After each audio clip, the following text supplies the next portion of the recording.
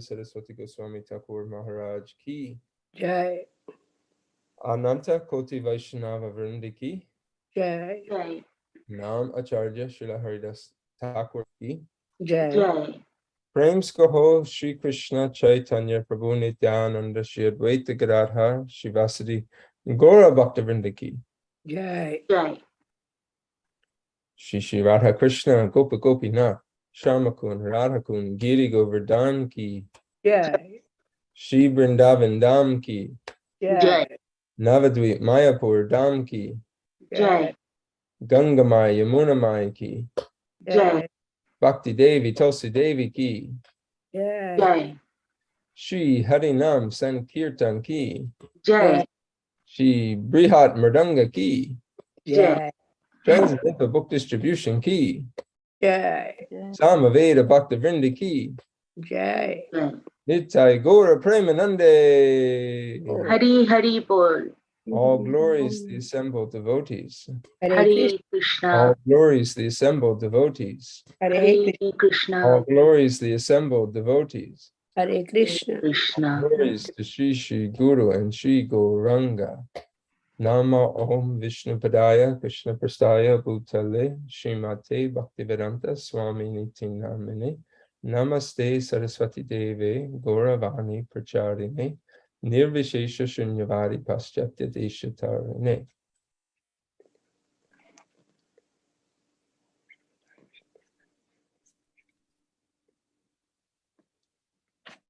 Om Namo Bhagavate Vasudevaya. Om Namo Bhagavate Vasudevaya. Om Namo Bhagavate Vasudevaya. Om Namo Bhagavate Vasudevaya. Om Namo Bhagavate Vasudevaya. Om Namo Namo Bhagavate Vasudevaya. Continuing with our study of the Srimad Bhagavatam, first canto, chapter 13, entitled Dhritarashtra Quits Home. We are on text number 8, and Vidura Mahatma, he is being spoken about here. He re-enters the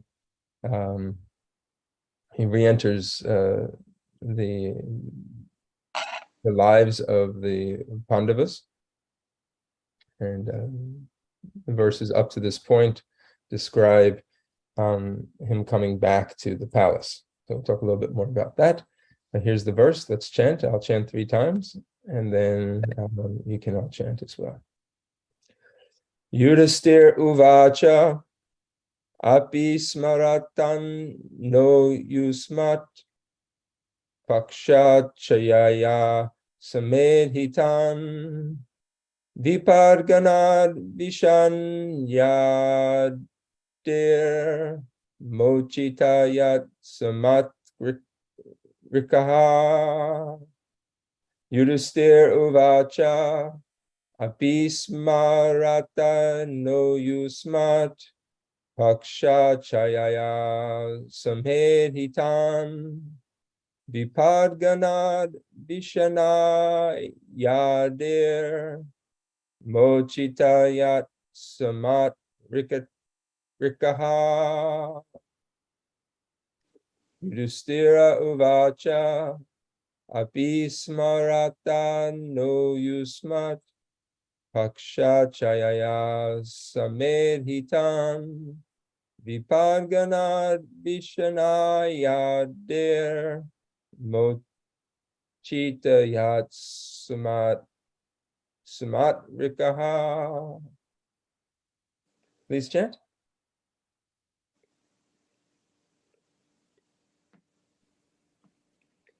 Yudhisthira Uvacha Api Smartano Yasmat Pakshachaya Sameditan Vipadganad Visagnayadir Moshitayad Sma Samart समात्रिका.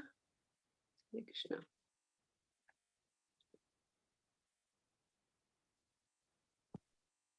Hare Krishna.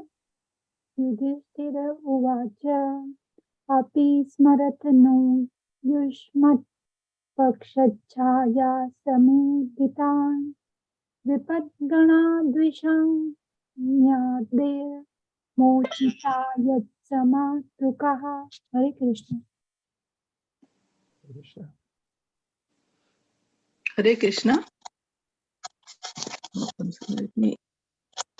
Yudhishthir uvacha api samartano yushmat pakshachaya sameditan vipadganad vishagai yader mochitayat samatrikaha. Hare Krishna. Thank you. Hare Krishna.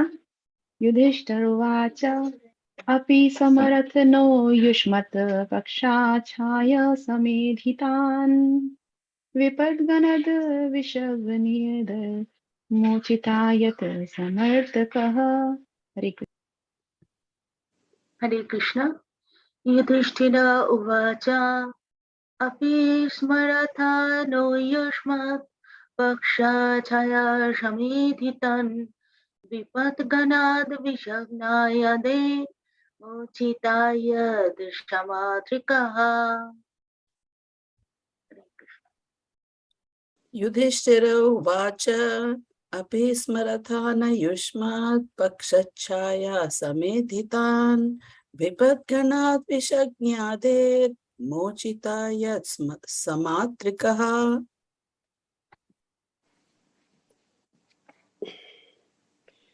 Hare Krishna. Yudhisthira uvacha api smarata no yusmat paksha chaya samadhitan vapadganad vishagnaidir mochita yat samatrika. Hare Krishna, thank you. Hare Krishna. Anyone else?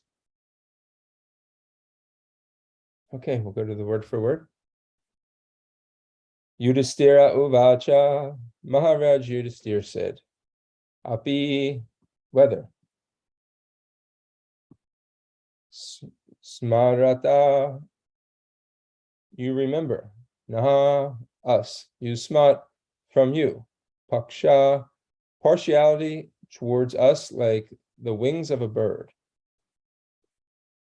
chaya, protection, samheditan, we who were brought up by you, vipat ganat, from various types of calamities, visha, by administration of poison, agni adhe, by setting on fire, mochitaha, released from, yat, what you have done, sa, along with, matrikaha, our mother. Translation and purport by His Divine Grace, Srila A.C. Bhaktivedanta Swami Prabhupada. Maharaj Yudhisthira said, my uncle, do you remember how you always protected us along with our mother from all sorts of calamities? Your partiality, like the wings of a bird, saved us from poisoning and arson.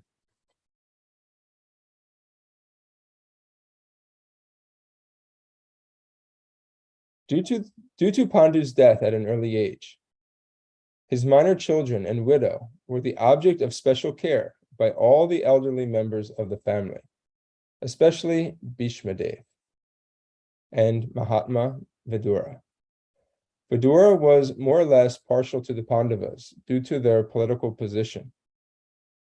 Although Dhritarashtra was equally careful for the minor children of Maharaj Pandu, he was one of the intriguing parties who wanted to wash away the descendants of Pandu and replace them by raising his own sons to become the rulers of the kingdom.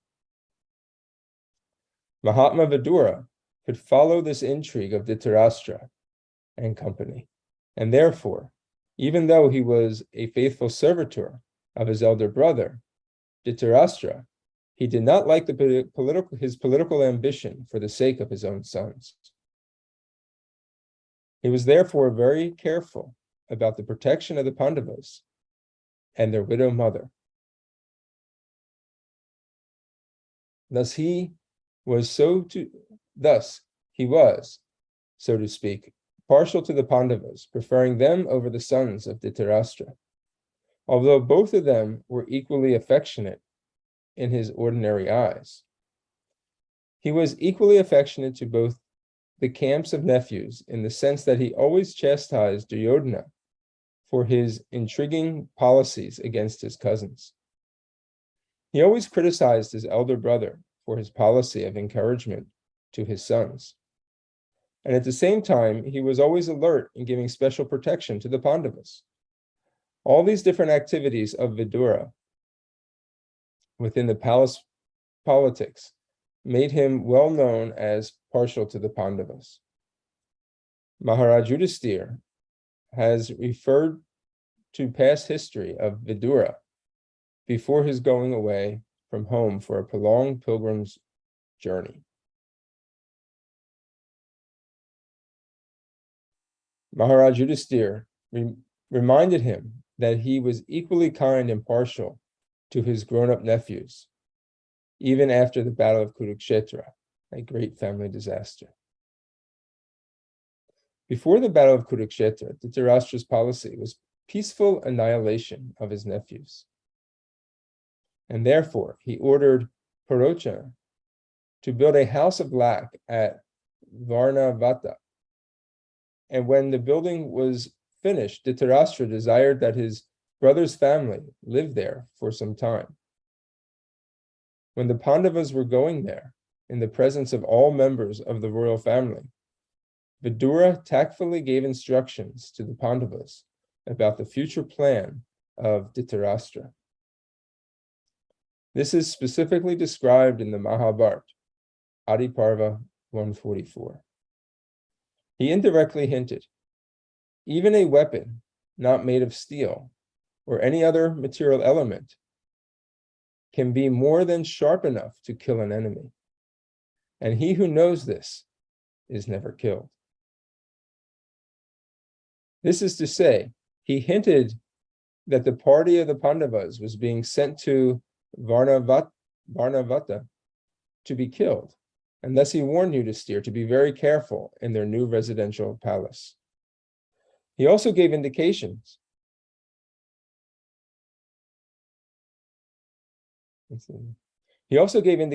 of fire, and said that fire cannot extinguish the soul, but can annihilate the material body. But one who protects the soul can live.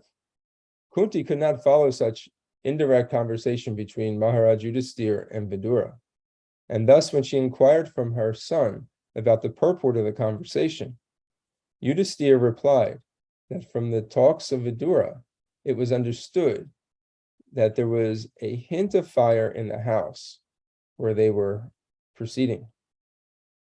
Later on, Vidura came in disguise to the Pandavas and informed them that the housekeeper was going to set fire to the house on the 14th night of the waning moon.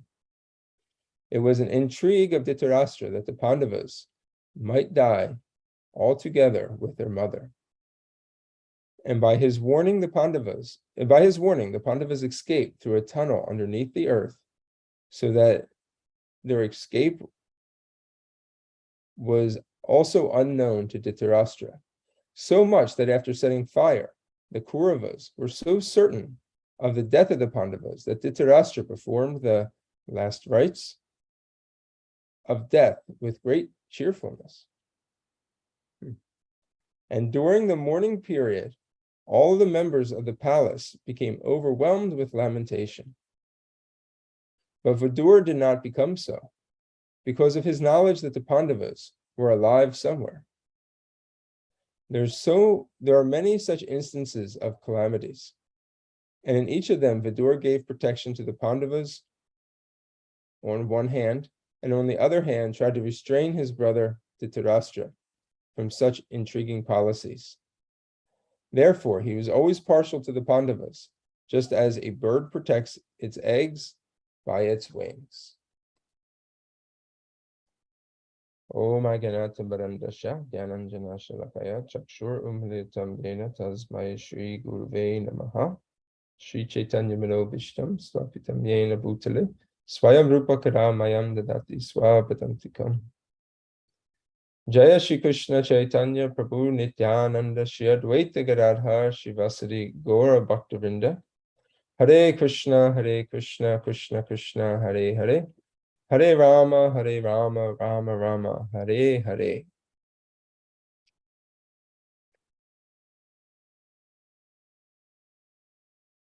So our verse today, again, Maharaj Yudhisthira said, "My uncle, do you remember how you always protected us, along with our mother, from all sorts of calamities? Your partiality, like the wings of a bird, saved us from poisoning and arson."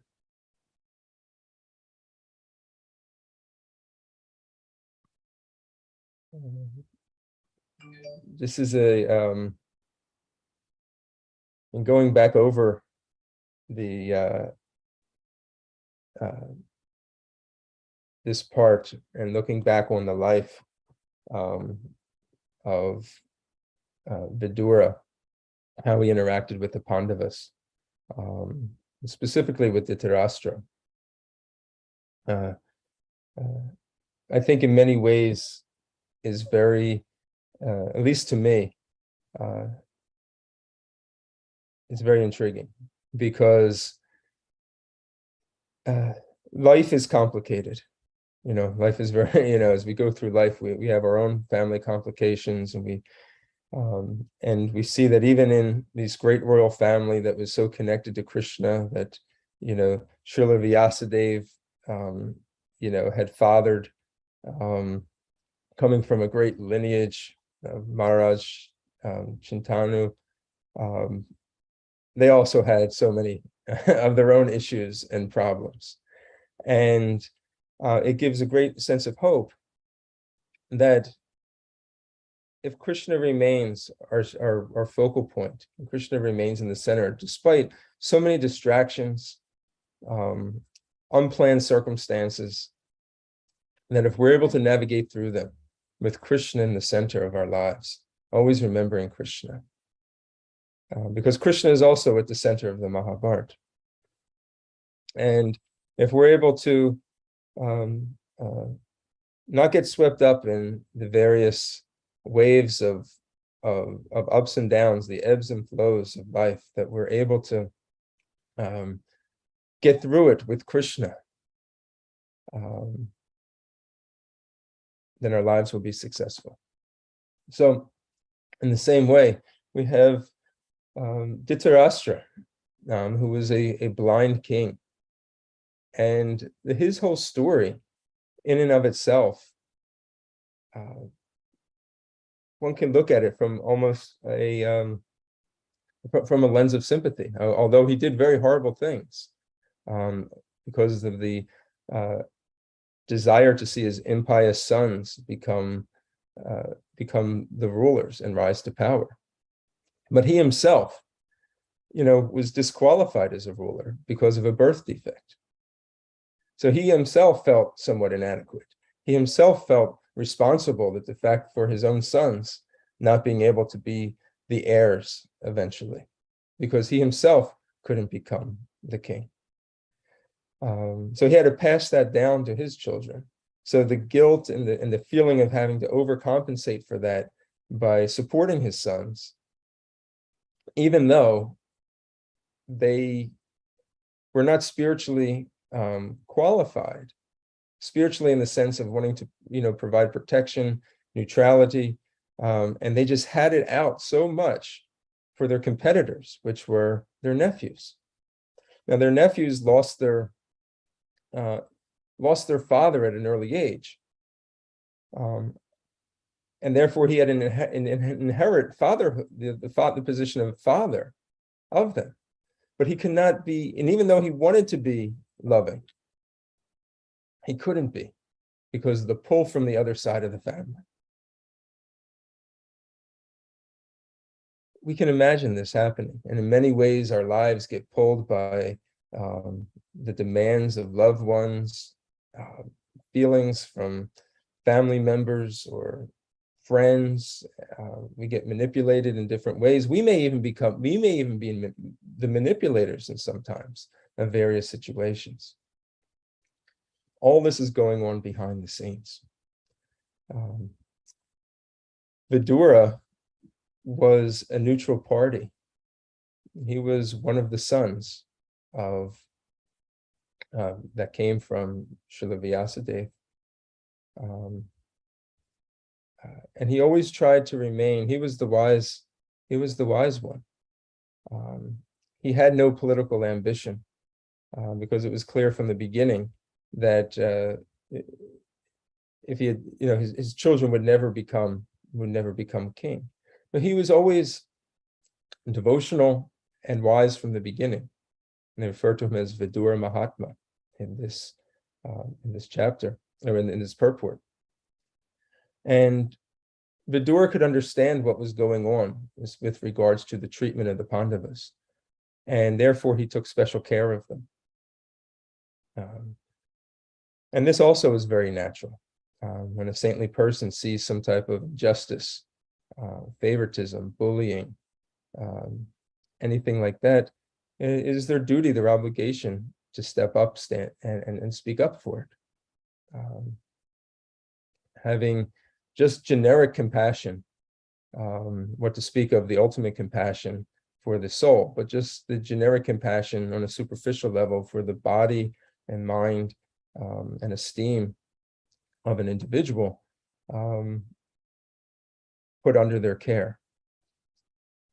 So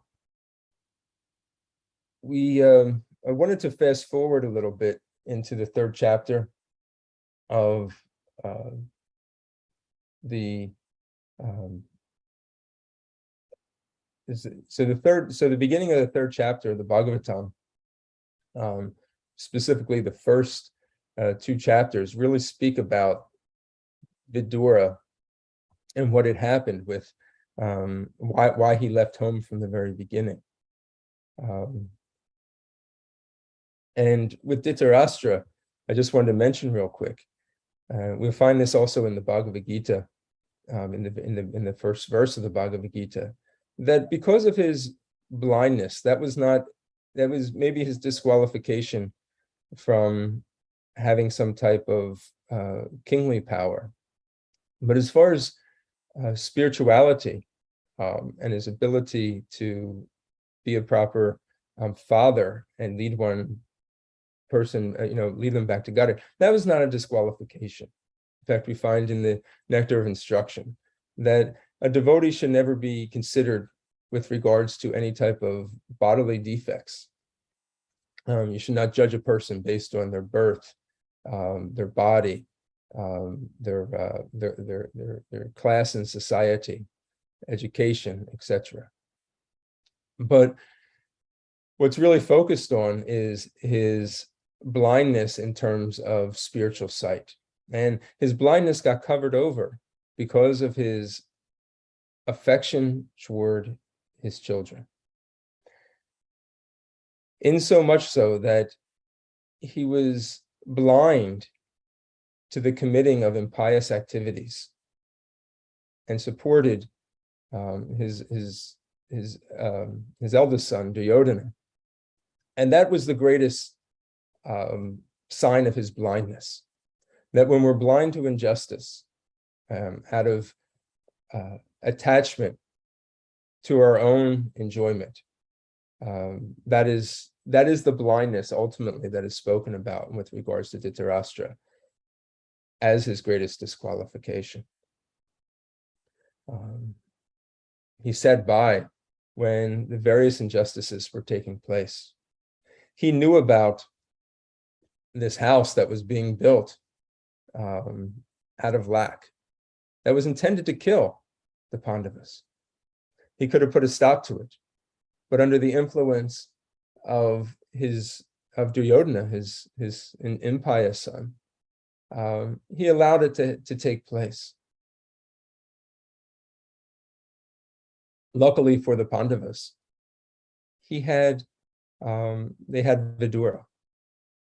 And we should also reflect back on our lives, because everybody needs a Vidura in their life. Now, we may not have the Vidura, but that person who is always looking out for us in one way or another. In spiritual life, who is that person who is looking out after us, pointing out areas where there may be danger, where no one else is willing to speak up to us. It's very important that we have somebody like that in our lives to guide us and nourish us. It's something that we can reflect on. So it's interesting how, Vidura communicated to Maharaj Yudhisthira, because Vidura lived in the palace. He either overheard or was brought into the plans that was going to go on, and he conveyed that for the protection of the Pandavas. He conveyed that via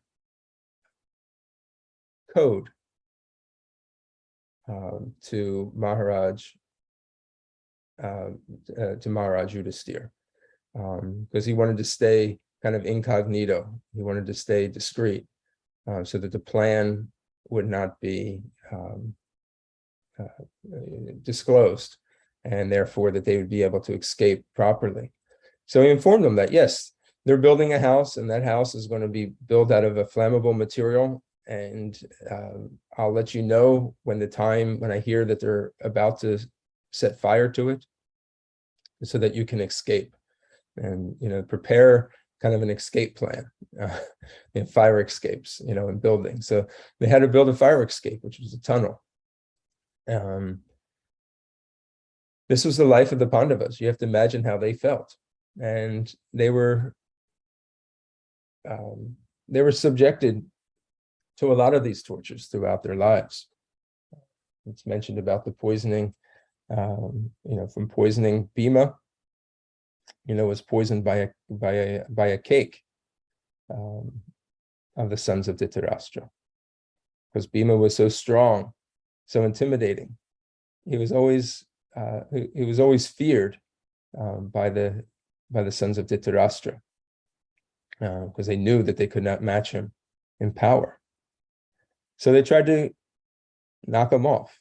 They poisoned him and threw him in the bottom of a lake. Little did they know that there were snakes at the bottom of the lake, that when they were biting, they were biting Bhima, it actually counteracted the poison. So all these things under the protection of the Lord, the Pandavas remained to ultimately rule the earth. Krishna gave them protection. So Vidura. Vidura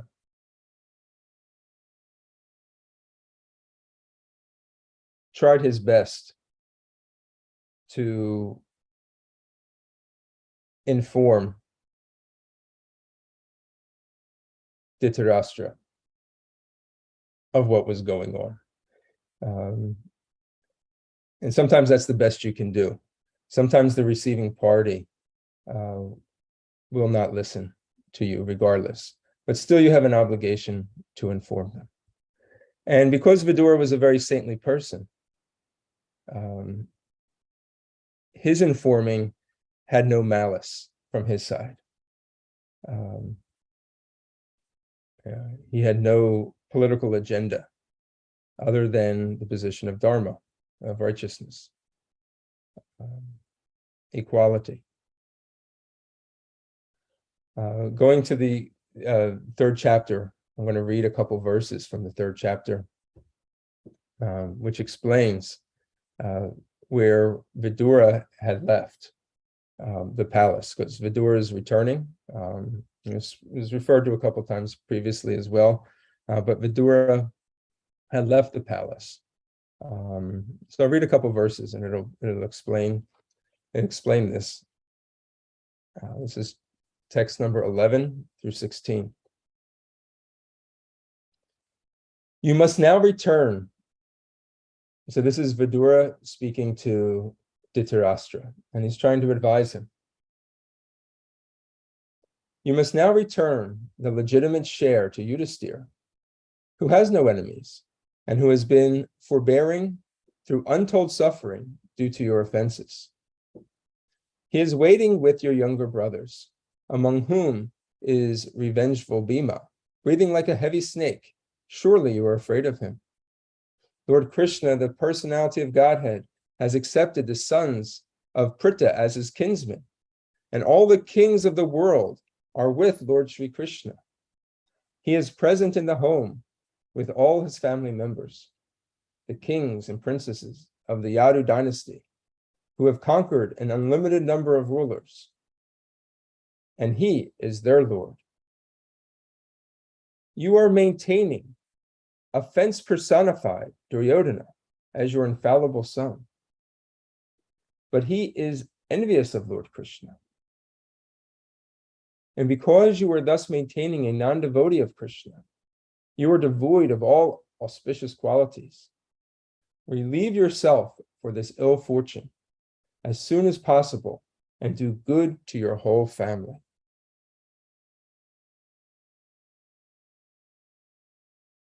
So in the purport here, Srila Prabhupada basically says that in speaking this to Dhritarashtra, because Krishna also made his attempt to speak to Dhritarashtra previously to try to convince him to change his ways as far as support for his son, to avoid the battle that was to take place.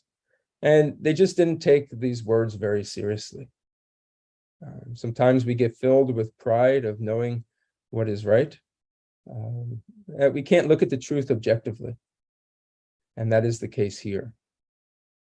And then continuing on, while speaking thus, Vidura, whose personal character was esteemed by respectable persons, was insulted by Duryodhana, who was swollen with anger and whose lips were trembling.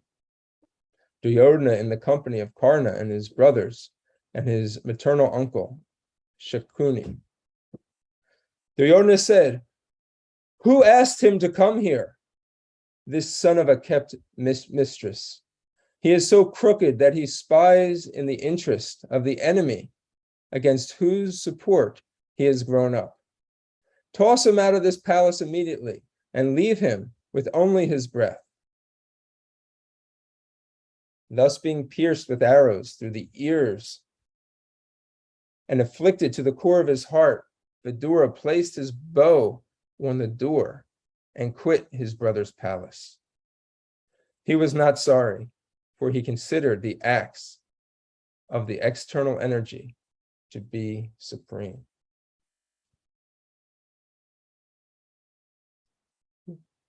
So Vidura went away for about 30 years after this incident. And this chapter that we're currently studying talks about the return of Vidura.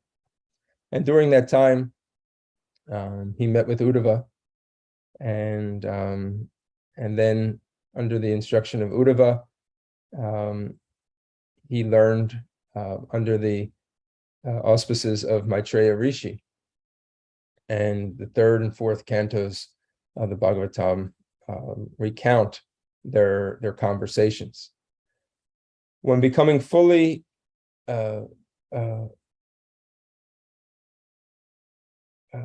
enlightened by Maitreya Rishi, Vidura then returned back to the palace. Now, during that time, he heard about the Lord.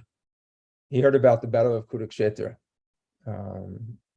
which saddened him very much, because inevitably he knew that something would happen if Duryodhana was not put in check. And then he also heard about the passing away of Lord Sri Krishna, which also deeply saddened him. After hearing from Maitreya Rishi, and knowing that his brother was still alive, Dhritarashtra, he decided to return back to Hastinapur. But what was his purpose? What was his mission?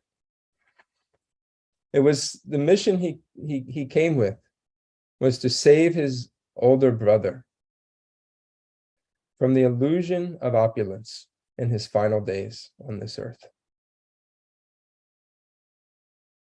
To enlighten him to the fact that it is time now to focus. You may have ruined your life up to this point, but it is not too late. Now it is time to focus on the Supreme Lord. And that is the compassion of Vidura. And we see his compassion manifest in so many different ways. He showed protection to the Pandavas, as outlined. He knew when to step away. Yes, he was insulted. He was called, Dasi Putra, the son of a maidservant. And then he was also, his character was attacked, basically saying that you're a traitor by Duryodhana. Understanding that he couldn't convey the message that needed to be conveyed as an advisor, as a consultant to the king and his father. He realized that this must be the will of the Supreme Lord. And therefore, instead of sticking around to invoke more anger, he understood that nothing could be changed in the life of Duryodhana, and best that he just leave the situation. But at the same time, he never lost affection for his brother. In fact, text 41, he says that I simply lament for Dhritarashtra, who rebelled against his brother after death. By him I was driven out of my own house, although I am his sincere well-wisher, because he accepted the line of action adopted by his own sons. He understood what was the fault. He understood what was the fault of Dhritarashtra, and that he became overwhelmed with illusion of the affection for Duryodhana. He understood this. He knew he couldn't do anything about it at the time. But now circumstances had changed. He had waited patiently. And now he's come back on the mission to save Vidura. To save his brother Dhritarashtra. So this compassion is the duty of a devotee, an aspiring devotee like ourselves. The Vaishnava is referred to as paradukkha dukhi, one whose only distress is seen when another person is in distress. In the 8th canto, 7th chapter of the Srimad Bhagavatam, Lord Shiva, speaking to his consort, he says, people in general, being bewildered by the illusory energy of the Supreme Personality of Godhead, are always engaged in animosity towards one another.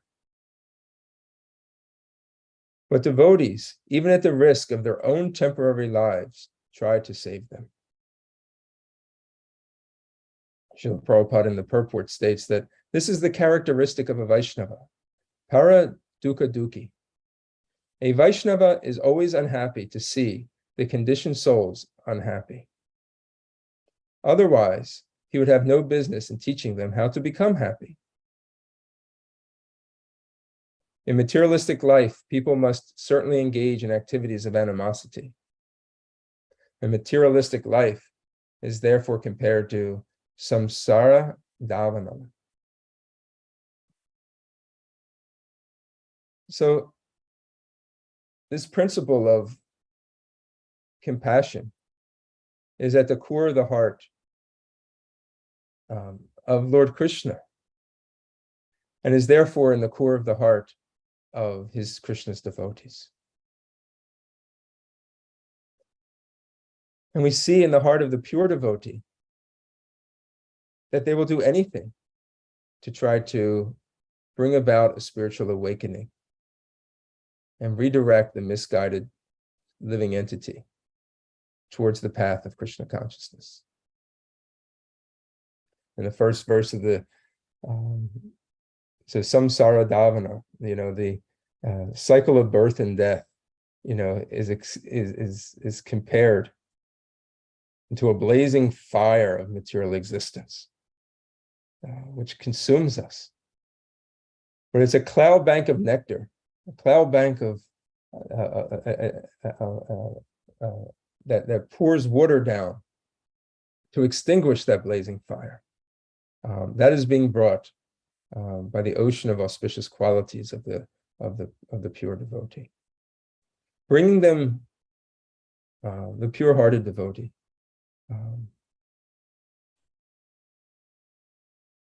Seeing the condition of Dhritarashtra, Vidura had so much compassion for him. Although being rejected, he returned again.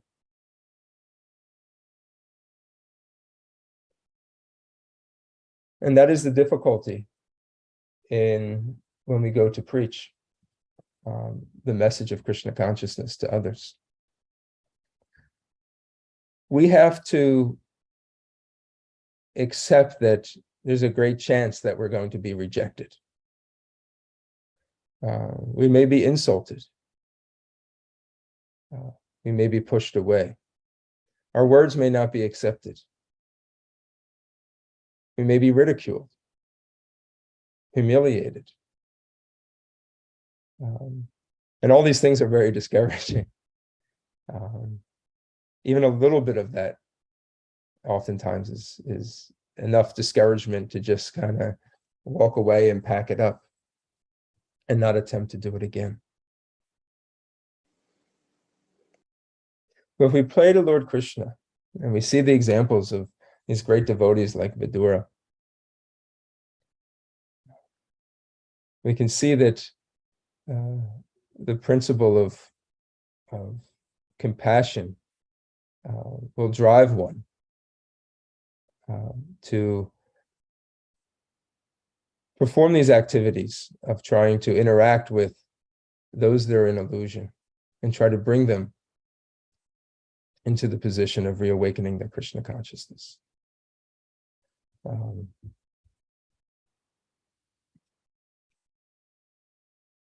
Srila Bhaktisiddhanta Saraswati Thakur, he states that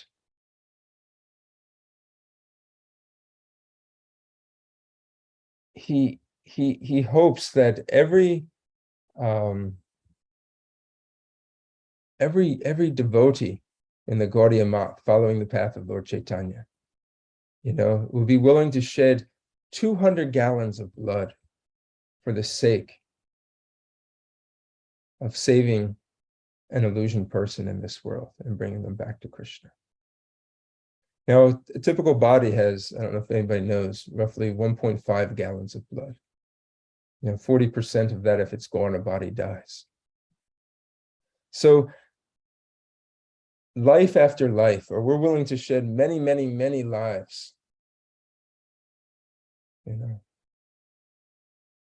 in order to do this, which also means, we're willing to take the insults, we're willing to take inconvenience, we're willing to take putting ourselves in a difficult position. And this is something that's very, very extraordinary. And when we see devotees that are currently living that are willing to do that, we should take association of them. We should study their lives and gain inspiration from them. When we look at the life of Srila Prabhupada, and we see, how many times he was willing to put himself in distress, in difficult situations, physically, dangerous situations. The troubles he had to undergo in starting ISKCON, the troubles he had when he was back in India, all with and what was his mission? To save us.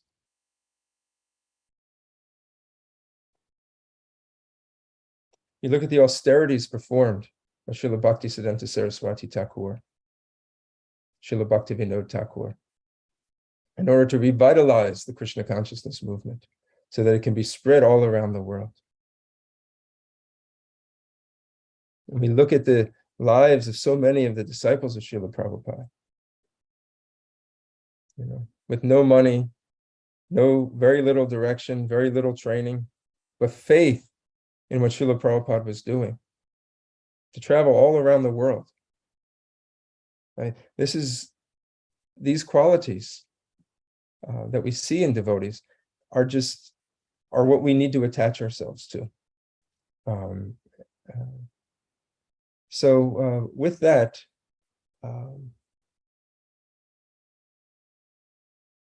I'll stop and we can have some questions or comments. Thank you very much. Hare Krishna.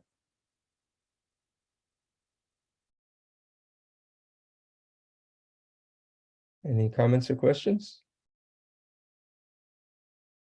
Hare Krishna, Acharya Prabhu. Hare Krishna. Thanks, Prabhu, for the nice class. I really enjoyed it. I don't have a question. I have a comment that I really appreciated. I really liked at the beginning of your class, that little sort of emotional, psychological analysis of Dhritarashtra. I found that very interesting.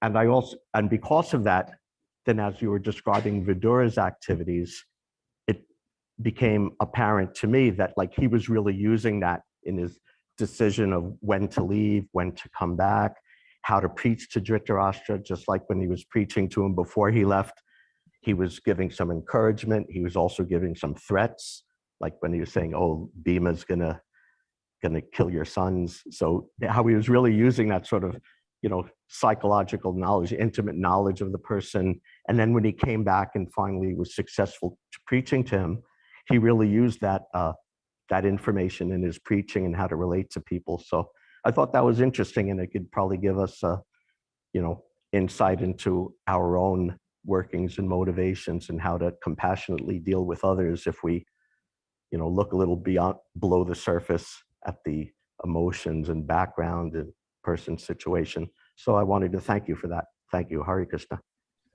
Thank you. Excellent point. Thanks for illuminating and taking that point further. That was very helpful.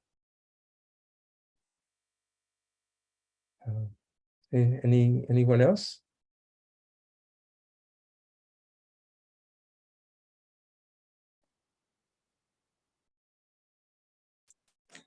Thank you, Prabhu. Hare Krishna. Very nice class. Yeah. Thank you, Kaivalya Prabhu. Okay, there's nothing else. So let's just, in closing, let's remember how Vidura, he never gave up. He may have removed himself from the situation. It wasn't right at the time. He knew that the reception wasn't there for whatever he was trying to convey, but he never gave up. And when the time was right, he was able to re-enter the situation and express,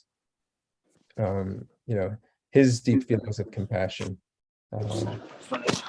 So sometimes the time isn't right, and we have to exhibit patience during that time. Those that have children, this is one of the first lessons, in parenthood is, as the children grow up, we have to realize that sometimes the time isn't right to convey certain messages. And sometimes the time is right. And also when our interactions and in our life, we have to understand, the timing is very important. And the words that we use are very important. And let us take away from this also the compassionate heart of Vidura.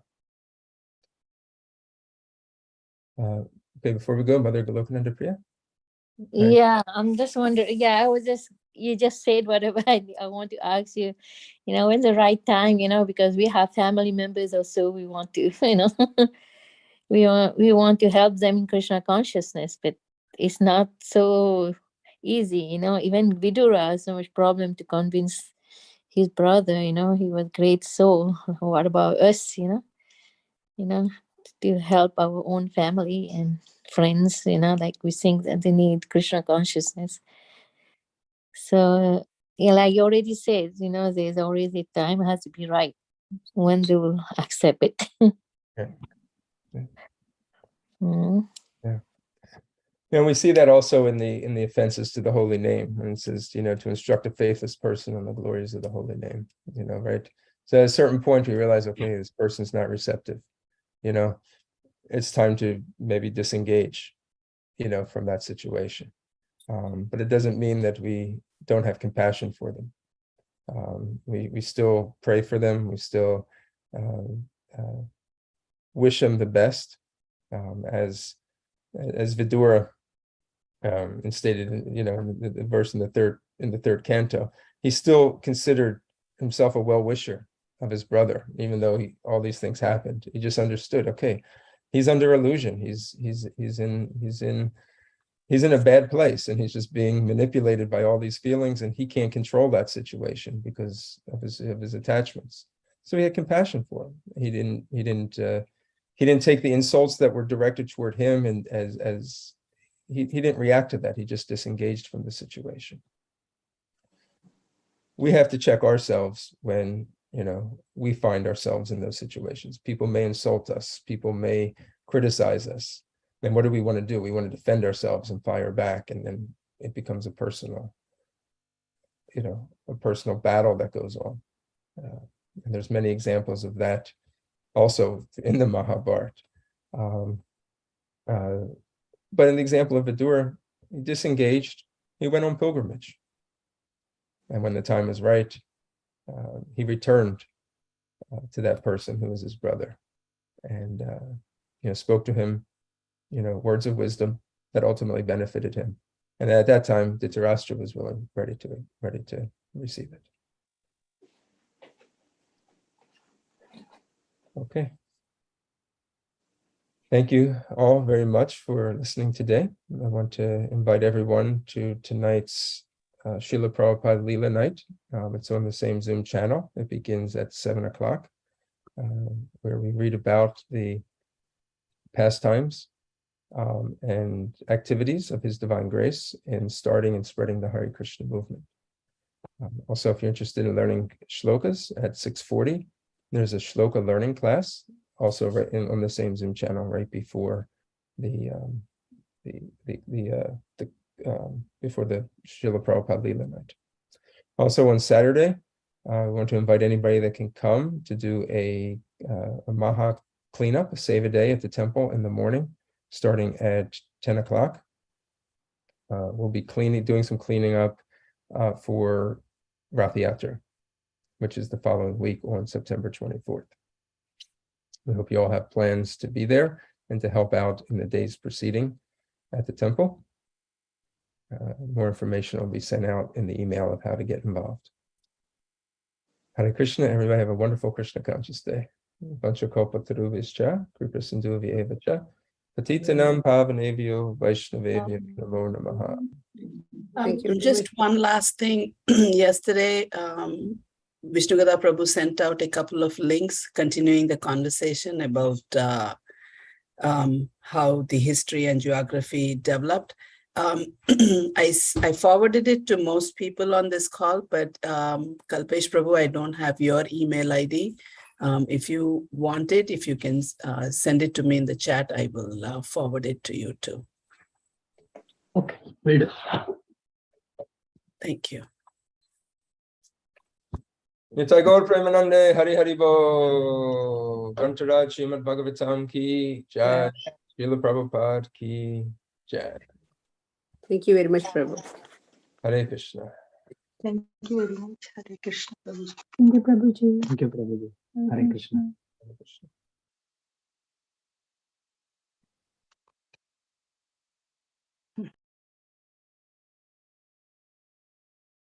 Mataji, did you receive my? Yes, I see it. I'll forward it to you right away. Okay. Thank you. Thank you. Hare Krishna, Mataji. Hare Thank you. Krishna.